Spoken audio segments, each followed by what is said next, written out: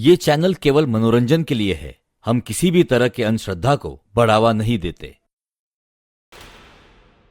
सुनील पिछले 17 सालों से एक प्राइवेट लोहे के कंपनी में काम करता था।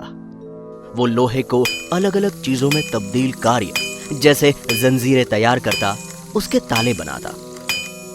इस बार उसे एक खंडहर इलाके के बेसमेंट की जिम्मेदारी दी गई थी। सुनील को बेसमेंट का काम मिला था, वो भी उस जगह जहां सिर्फ खंडहर ही खंडहर था। सुनील के लिए ये कोई नई बात नहीं थी। सुनील पहले भी कई सुनसान जगहों पर काम कर चुका था। वो अंधेरे खंडहर में काम करता है, इस बात का उसे कुछ डर नहीं था। आज उसके काम का पहला दिन था। काम का प्रेशर बहुत बड़ा था। इसी वजह से सुनील भी देर रात तक उसी बेसमेंट में रुका था। 6 बजे के करीब लगभग सभी वर्कर्स घर पर जा चुके थे। सिर्फ अकेला सुनील ही वहां बैलेंस शीट बना रहा था। रात के 8 बज रहे थे। वो वहां से निकलने की सोच ही रहा था कि तभी उसे लोहे और हथौड़े की आवाज सुनाई दी। ये आवाज उसके लिए एकदम नई थी, क्योंकि सुनील ने इससे पहले इस चीज को महसूस नहीं किया था। उसने सोचा, अभी तो सारे वर्कर्स यहां से जा चुके हैं, ऐसे में अब कौन ये आवाज कर रहा है। वो वर्किंग एरिया में जाता है तो वहां देखता है कि हवा में एक हथौड़ा लोहे पर मारे जा रहा है। ये देखकर उसके होश उड़ जाते हैं। उसे कुछ समझ में नहीं आता। वो अपने मन में ही सोचता है कि भले बिना किसी इंसान के एक हथौड़ा अपने आप लोहे की पटरी पर कैसे ठोक रहा था।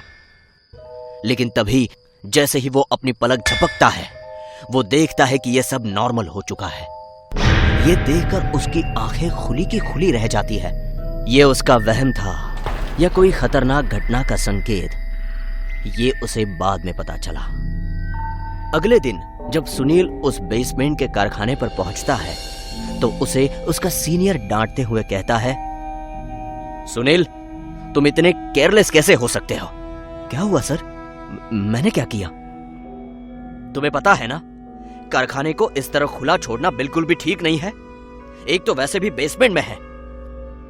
अरे सर, लेकिन मैंने तो दरवाजा अच्छे से बंद कर दिया था और 2-3 बार चेक भी किया था। वाह, मतलब इतना मोटा और मजबूत ताला अपने आप खुल गया या कोई भूत प्रेत आकर इसे खोल गया? हाँ? चलो अब अपना काम करो चुपचाप। सुनील अभी भी इसी सोच में था कि न जाने ताला कैसे खुला, जबकि उसे बिल्कुल अच्छी तरह याद है कि उसने ताला अच्छे से बंद किया था।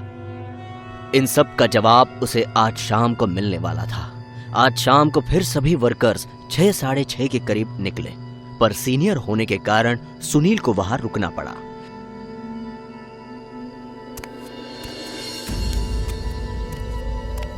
कुछ मिनटों के बाद उसे आज फिर कारखाने के अंदर से अजीब आवाजें सुनाई दी, जैसे कोई हथौड़ा चला रहा हो। यह सुनकर उसे बड़ा अजीब लगा। सुनील उस कारखाने के अंदर जैसे ही दाखिल हुआ कि कारखाने की ग्रिल अपने आप बंद हो गई और उस पर जंजीरें भी बंध गई। कौन है? ये बेहुदा मजाक कौन कर रहा है?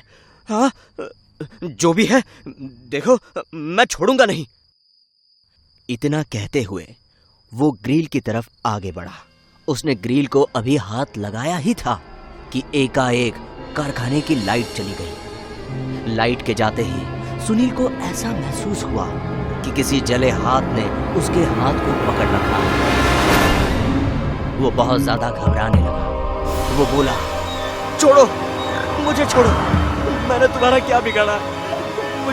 मुझे छोड़ दो। तभी उसे अपने पीछे उस अंधेरी रोशनी में कोई हथौड़ा मारते दिखा।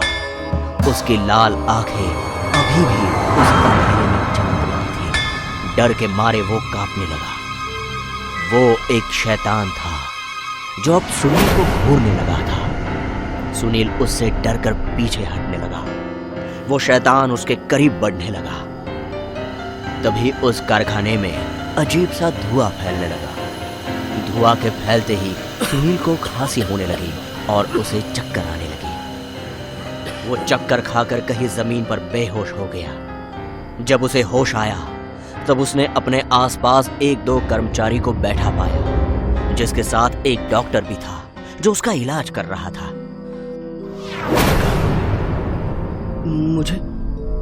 मुझे क्या हुआ? इस पर उस कर्मचारी ने कहा, साहब, आप आज सरगेट का शिकार होते होते बचे हो। वो एक ऐसा राक्षस है जो हमेशा तालों और जंजीरों के पास भटकता है।